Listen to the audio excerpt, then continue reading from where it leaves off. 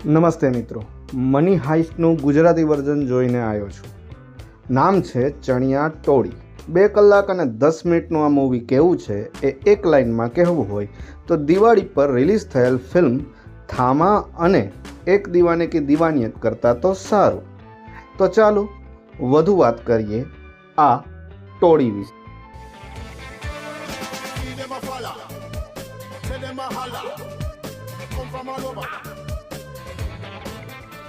તો દોસ્તો, જય બોર્ડર્સ, પ્રતીક્ષિત ચાવડા અને પાર્થ ત્રિવેદીએ આ ફિલ્મનું દિગ્દર્શન કરેલું છે કે જેમણે ફક્ત મહિલાઓ માટે, ફક્ત પુરુષો માટે જેવી ફિલ્મનું પણ દિગ્દર્શન કર્યું હતું.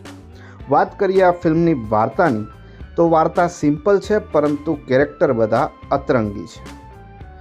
જેમાં મિસ્ત્રી સાહેબ એક ચિંગુસ અને ગણિતના પ્રાથમિક શિક્ષકની ભૂમિકામાં જોવા મળે છે, જે આપદાને અવસર ગોતીને એક બેંક લૂંટવાનો પ્લાન કરે છે, જેમાં તેનો સાથ ગામના એવા લોકો આપે છે કે જેને ડાયરેક્ટરે કીધું હોય, એટલે કે 7 ચણિયા અને એક ધોતી.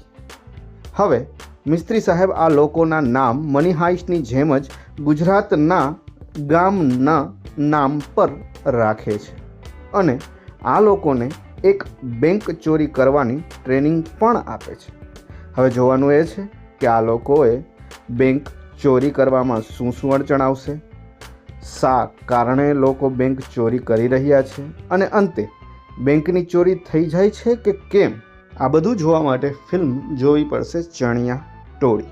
વધુમાં વાત કરીએ તો અહીં ફિલ્મમાંના બધા લોકોના કિરદાર સરસ રીતે લખાયા છે, તેમજ આપણને કોઈને કોઈ કિરદાર ગમશે અને હસાવશે પણ. ફિલ્મમાં મારું ગમતું કિરદાર જસ્સી દાદી એટલે કે જૂનાગઢ રહ્યું હતું, જેના વન લાઇનર્સ મને બહુ જ ગમ્યા. તમે જો ફિલ્મ જોઈ લીધી છે તો મને ખાસ જણાવજો કે તમારું ગમતું કિરદાર કોણ છે.